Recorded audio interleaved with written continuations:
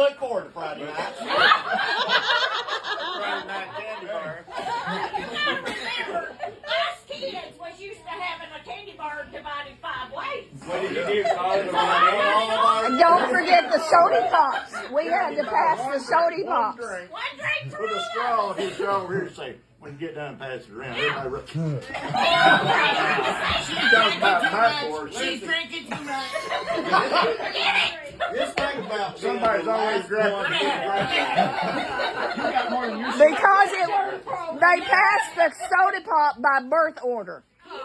I didn't get hardly nothing. And Daddy sat back in the front seat with all my boys. All by himself. Mexico flavored backwards.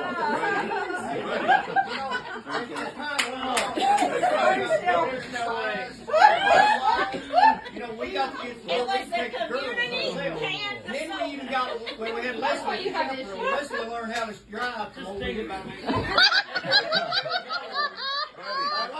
know what? This is what I come Dad was real generous. When he would get almost to the end of his, he'd pass it back so we could finish it off. Yeah.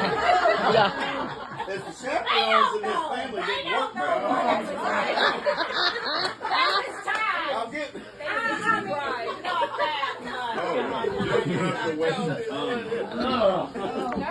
Buddy, what I was trying to tell you was when Lynn and Dawn broke up, Cindy felt so bad we used Dawn dishwashing detergent. She hid the Dawn dishwashing detergent because she was afraid it would hurt Lynn if he saw Dawn's name. She just wanted another candy She bar. was waiting out for her candy bar source. What kind of candy bar do you like, Cindy? I don't remember what it was. He told me. Things like Baby Ruth. And Daddy thought you was really going to keep things down. Ain't none of us were good chaperones. We clearly let down.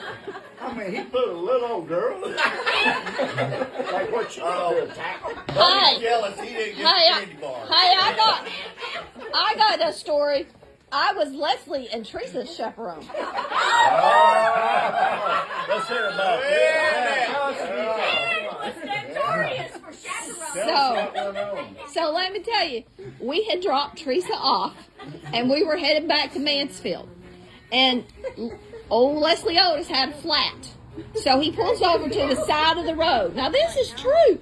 Every bit of it. Pulled over to the side of the road, and he couldn't find that iron thing that lifts up the jack. And so he was hunting. And he said, well, he said, get out and let me look behind the seat on your side. So I'm standing there, and it was 4 lanes, and that a girl pulled up on the other lane. She was headed like to Fort Smith, and we were headed home. And she was talking so fast. She pulled up and she said, oh, honey, you got car trouble, got a flat. It's okay. I've been by myself, and I don't want you to be scared. And she was talking so fast I couldn't even get a word in.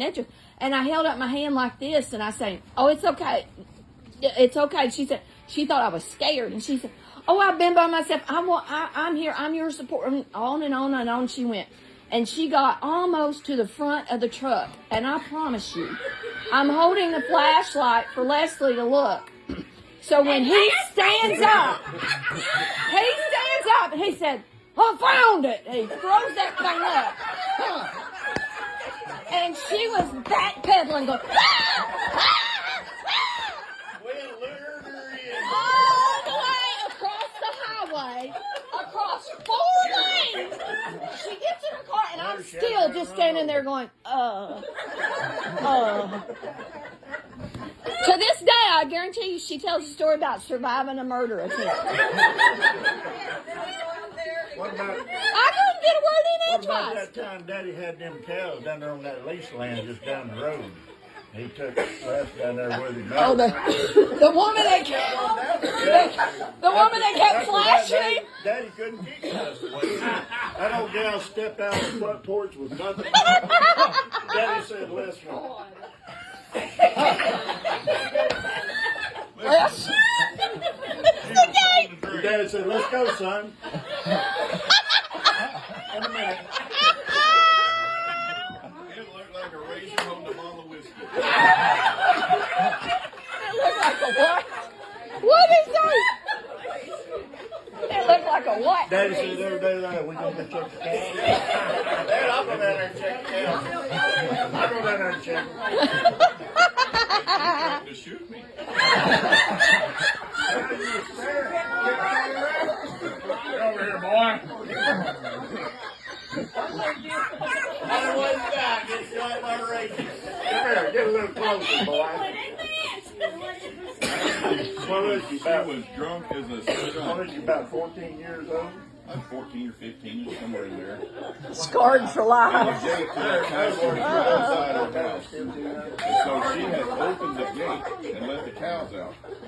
So my job was to stand there. Dad went down the road. He's going to herd them back up, and my job is to turn them in the gate. So I was standing there, and she hears the commotion, and out she comes. And like Buddy said, she did not have nothing on. She had that drink in her hand. What are you doing? Leslie What was said, she drinking? nothing. What are you doing? What kind of show's this? But I'll tell you about Gwen. One time we were coming back from a funeral. Oh, And we Lord. was going up 59 out there. I'm trying to remember. Like you do now if you're going to take the bypass out there. And there's those lakes and stuff out in the fields, the sod farms out there, you know what I'm talking about? There's a big one out there. It's like a big swamp. And I went so bad asleep that I drove off the highway and down in that field. You did that all the time. And we were headed, Gwen had already went to sleep. And we had been somewhere. That's right. You got a chaperone. Don't blame me. Don't blame me. We're coming back from a funeral. She's asleep, and I'm driving along out there, and then I go to sleep. So I drive off the road, and I'm driving through that field. Yes. And we're headed for that lake. And I wake up to Gwen, and she's over there by the door going,